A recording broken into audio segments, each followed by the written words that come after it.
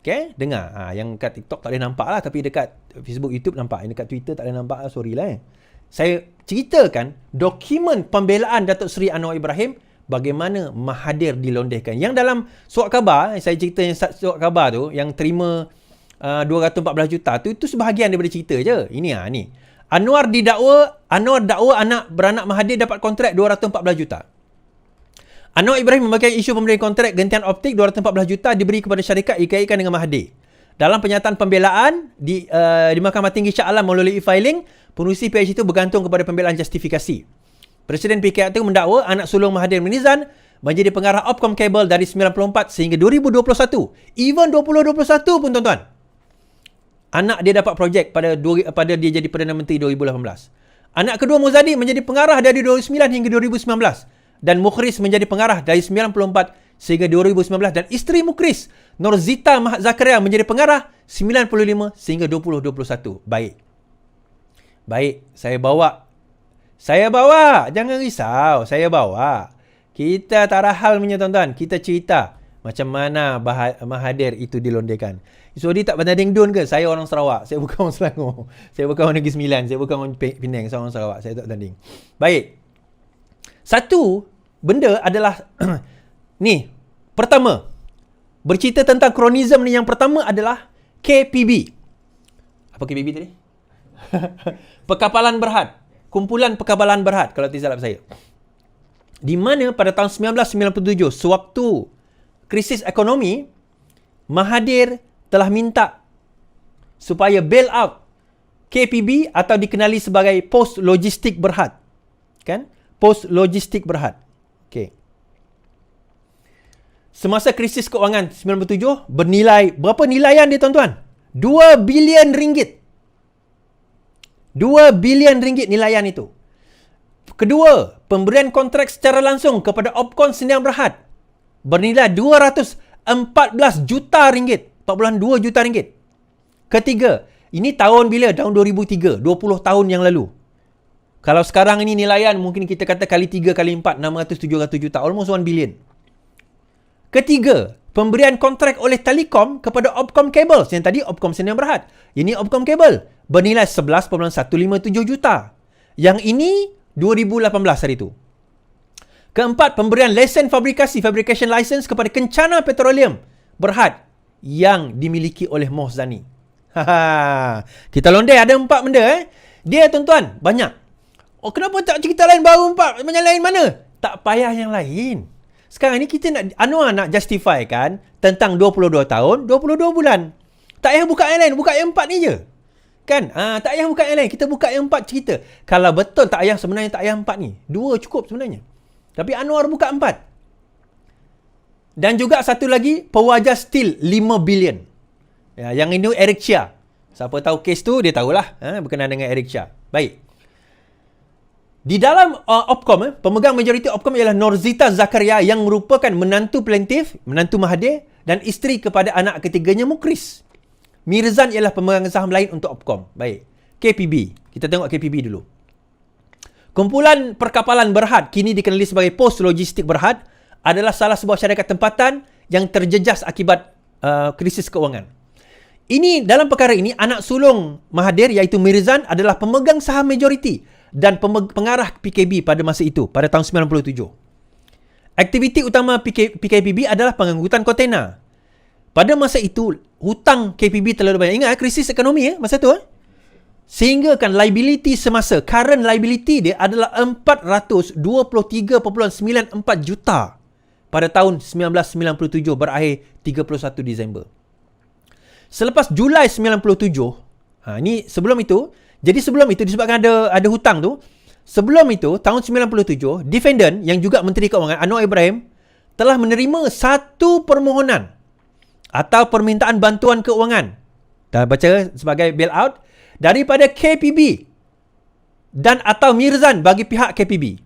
Permohonan tersebut ditolak oleh Anwar Ibrahim. Mirzan jumpa dengan Mahathir dengan Anwar minta bailout. Anwar tolak, tuan-tuan. Seterusnya, ini bawa ke mahkamah dokumen ni. Dokumen ni semua dibawa ke mahkamah. Jangan ada kata lepas ni fitnah dan sebagainya. Semua dibawa ke mahkamah ni. Seterusnya, plaintiff telah berjumpa Tun Mahathir telah berjumpa dengan Anwar Ibrahim.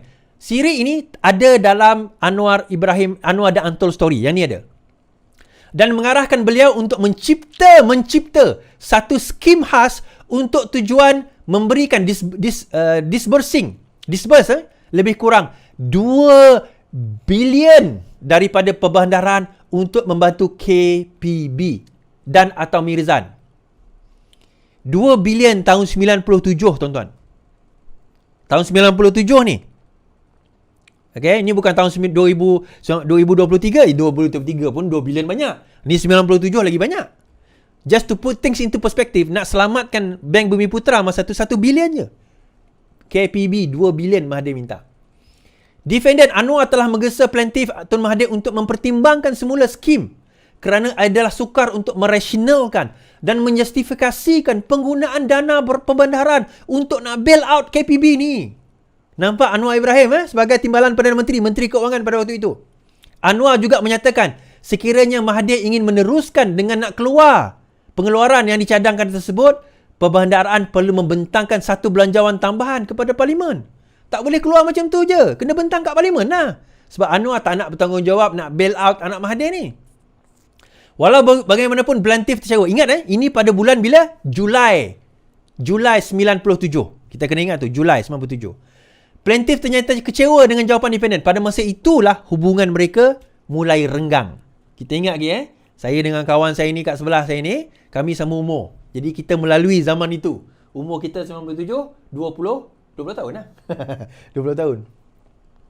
Walau bagaimana, Mahathir ternyata kecewa dengan jawapan Anwar dan menekankan bahawa ia akan memalukan Mirzan dan dirinya sendiri jika benar perkara itu dibentangkan di Parlimen, dibahaskan. Nanti malulah dia. Walaupun Anwar enggan melayan permintaan KPB untuk bantuan keuangan dan beliau cuba menjawab Mahathir seperti dinyatakan, Anwar telah dimaklumkan kemudian oleh Tan Sri Muhammad Hassan Barikan yang merupakan Presiden dan Ketua Eksekutif Petroleum Petronas terdahulu bahawa Mahathir telah mengarahkan Petronas untuk selamatkan KPB. Tuan-tuan, Tan Sri Muhammad Hassan Barikan hidup lagi Hidup lagi. Dilantik oleh Anwar baru-baru ni. Hidup lagi. Ada lagi saksi hidup ni, tuan-tuan. Jangan ingat kata tak apa. Maksudnya, Mahathir dah arah pula Petronas bail out KPB. Apabila mengetahui Mahathir berhasrat menggunakan Petronas untuk selamatkan KPB, defendant telah berjumpa dengan plaintiff untuk menyuarakan bantahan beliau terhadap perkara yang sama. Walau bagaimanapun, Mahathir tidak mengendahkan bantahan Anwar dan menyatakan bahawa Petronas tidak berada di bawah kawalan pembedaran. Dia kata apa? Pembendaharaan okeylah, 2 bilion kau tak nak bagi, tak apalah. Nak kena bentang dekat Parlimen lah apa. Tak apa. Petronas tu bawah aku. Petronas bawah Perdana Menteri. Sukantiaga lah Petronas bawah aku. Pada 6 hari bulan 3, kita kena ingat Anwar dipecat pada September 1998. Yang ini 6 hari bulan 3 98, Anwar masih lagi Timbalan Perdana Menteri, merangkap Menteri Keuangan. Petronas telah mengumumkan rancangannya untuk mengambil alih aset perkabalan KPB. Melalui perbendaharaan tadi gagal, melalui Petronas berjaya. Perkara ini dibuat menurut arahan yang dikeluarkan oleh Mahathir. Pada masa itu, Petronas berada di bawah kawalan Mahathir. Menurut Seksyen 3 Akta Petroleum 1974. Pengurusi kepada Petronas adalah Perdana Menteri. Okey? Sebagai Perdana Menteri Malaysia ketika itu, Mahathir juga mempunyai kuasa untuk mengeluarkan apa-apa arahan yang difikirkan sesuai kepada Petronas pada waktu itu. Pada masa yang sama, iaitu 6 hari bulan 3, 1998, tepat tarikh. Dia Menteri Keuangan, dia Perdana Menteri Anwar Ibrahim. Dia dah ada semua. Catatan tu semua, dokumen ada. Malaysian International Shipping Corporation, MIC, telah memeterai 2 dokumen persefahaman, MOU, dengan Petronas dan KPB. Defendant menyatakan bahawa objektif untuk MOU itu adalah facilitate, memudah cara pengambilan aset KPB melalui pembayaran tunai kepada KPB. Dia buat company ini yang disebut dari itu, kita sebut dari itu, yang disebut oleh Mahathir sebagai penggunaan syarikat tu. So akhirnya MOU telah ditandatangani. MIC pun mengambil alih Petronas tanker Sdn Bhd daripada Petronas. Pertimbangan pembelian untuk mengambil alih Petronas akan diselesaikan dengan pengeluaran saham baru kepada Petronas. Setelah keluar saham baru MIC kepada Petronas, MIC akan jadi anak syarikat Petronas. So, MIC jadi anak syarikat Petronas. Siapa Perdana Menteri? Mahathir. Siapa pengurusi Petronas?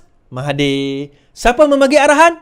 Mahathir. Siapa punya KPB? Anak Mahathir. Siapa punya MIC? Baik. Pada 12 hari bulan 11. Ingat bulan 11. Anwar dipecat pada bila tuan-tuan? Bulan 9. Transaksi ini bila? Bulan 11. Tahun 1998. Transaksi-transaksi berikut telah berlaku di antara MISC, KPB dan anak syarikat penuh KPB PNSL Berhad. MISC telah mengambil alih dengan PNSL Limited daripada Petronas yang tadi itulah, daripada KPB dengan pembayaran tunai sebanyak 55 juta USD atau 209 juta ringgit. Transaksi kedua. MIC juga telah mengambil alih kepentingan ekuiti dan aset anak syarikat KPB, PNSL Berhad dengan bayaran tunai berjumlah 165 juta USD atau 620 juta ringgit. Transaksi ketiga. Ini ingat, bulan 11 1998. Kemudian kepentingan 51% PNSL dan kedua-dua Asia LNG dan Asia LNG 2. Okey, yang ni manfaat-manfaat dia lah, boleh baca sendiri, boleh pause baca sendiri. Kemudian Anwar menyatakan bahawa transaksi MIC KPB telah berlaku di bawah bidang kuasa Tun Mahathir semasa beliau adalah Perdana Menteri dan Menteri Keuangan. Now, sewaktu pemecatan Anwar Ibrahim pada September 1998, kita kena ingat ini 1198. Kenapa tarikh ini penting? Kerana pada tarikh ini setelah Anwar Ibrahim dipecat, Mahathir melantik diri dia sendiri sebagai Menteri Keuangan pada waktu itu. September Anwar dipecat 98, September itu Mahathir angkat diri dia jadi Menteri Keuangan tahun 98. Semua ini, MOU ini berlaku sewaktu dia jadi Menteri Keuangan. 15,799 orang campur 2.8K di TikTok. Kita ada 18,000 menonton kita malam ini. Jom kita jadikan 20,000 menonton kita. Come on, share. Tap lagi. KPB kemudiannya melaporkan keuntungan sebanyak. Now, bila lepas, kita kena faham, pada tahun 97 tadi kan saya cerita, KPB rugi 189.788 juta. Itu kerugian. Tapi setelah diambil alih setelah MOU ni, KPB, anak Mahathir punya tadi, serta-merta hutang kerugian itu dihapuskan, dah habis. KPB kemudian memperolehi keuntungan sebanyak 126.53 juta. Bail out tu. Tiba-tiba pada tahun 98 dalam zaman krisis ekonomi. Krisis ekonomi boleh untung, tuan-tuan. Pada masa itu dia mempunyai liability semasa sebanyak 423 juta, 423.9 juta tahun 97. Daripada liability semasa 400 tu, KPB telah mencatat aset semasa, net current asset, catat net aset semasa bersih, net current asset 73 juta. Aset tolak liability dia jadi positif. Sebelum ini negatif. Untuk tahun berakhir 98. Satu tahun saja daripada minus 423 million, negatif 423 juta 97, Disember 97, Disember 98 dia jadi positif 73 juta aset.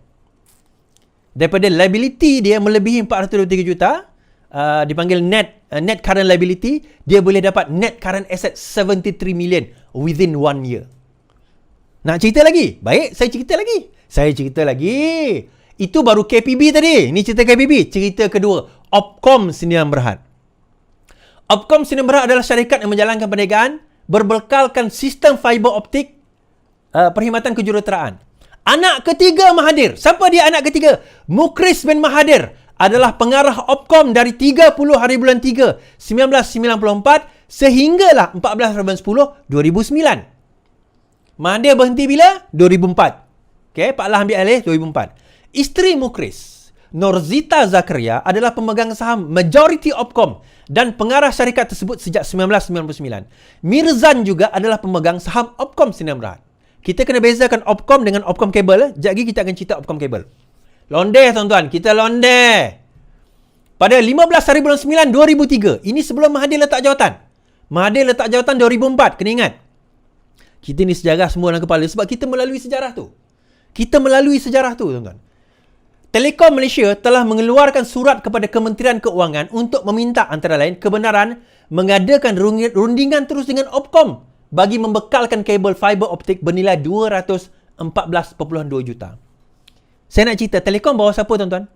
Telekom adalah sebuah syarikat GLC di mana dia di bawah, Telekom ni di bawah Menteri Keuangan diperbadankan. Financial Minister Incorporated.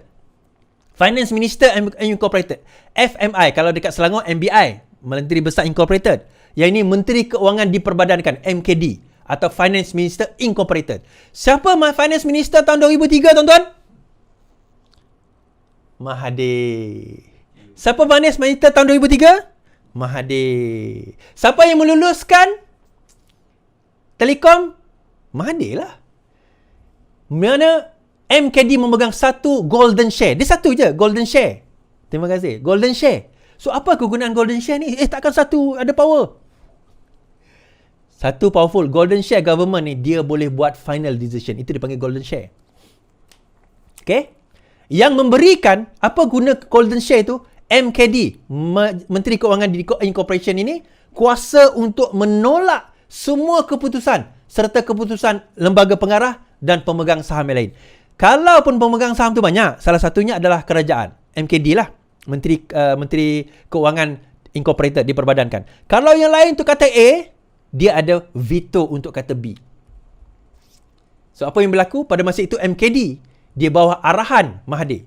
Pada 7 hari bulan 10, 2003, Menteri Keuangan telah mengeluarkan surat meluluskan permohonan Telekom rundingan terus direct nego seperti yang dinyatakan di atas. Selepas itu, rundingan terus yang berkaitan dengan Telekom dan Opcom telah berlaku antara Oktober dan November 2003. Ingat, Mahathir berhenti bila? 2004. Melalui satu surat award 2003, kontrak fiber, Telekom telah melantik Opcom sebagai kontraktor bagi bekalkan fiber optik dengan jumlah kontrak bernilai 214.2 juta ringgit tahun 2003. 20 tahun yang lalu.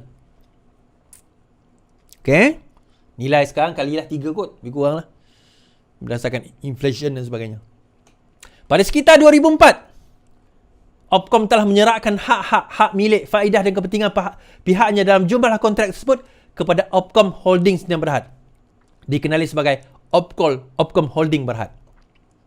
Pengeluaran surat Telekom bertarikh 15 hari bulan 9 2003. Surat Kementerian Keuangan bertarikh 7 hari bulan 10 2003. Serta rundingan bagi kontrak fiber optik telah berlaku di bawah kawalan, arahan atau bidang kuasa Mahathir sewaktu beliau masih jadi Perdana Menteri dan Menteri Keuangan pada tahun 2003, tuan-tuan. Saya tanya tadi, siapakah Menteri Keuangan pada waktu itu? Mahathir. Siapakah Perdana Menteri pada waktu itu? Mahathir. Dia ambil alih daripada siapa? Anwar Ibrahim.